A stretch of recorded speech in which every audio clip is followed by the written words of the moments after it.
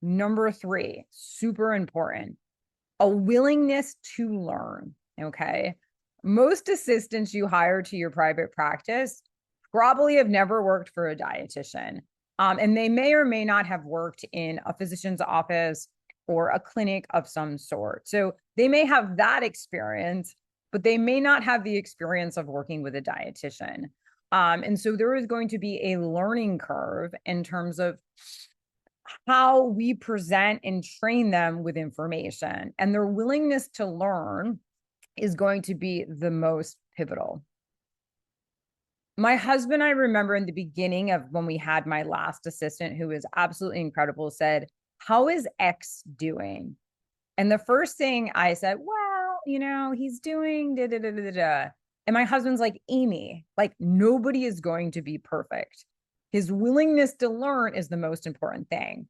And when I tell you this is an A+ player, I think in my mind, I was thinking that everybody needs to behave like me. But as long as somebody wants to learn and they have a willingness to learn and they ask good intentional questions and they show me they are interested in learning, that is literally half the battle, right? So that kind of leads me into the fourth key characteristic when you are hiring, and that is you want a problem solving ninja.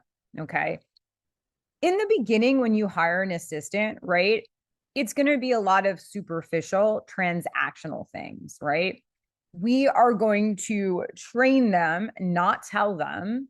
And so hopefully in training them, they understand to some extent how our little noggins work, right? So why do I do what I do? Well, I have to teach them and not make assumptions. And so, for example, we're having an issue right now with a claim. And when I tell you my office manager has troubleshooted, is that a word? Troubleshot 100 different ways to submit this claim. They've been on the phone with Office Ally. They've been on the phone with Intake Queue. They have done everything they possibly can to solve this problem.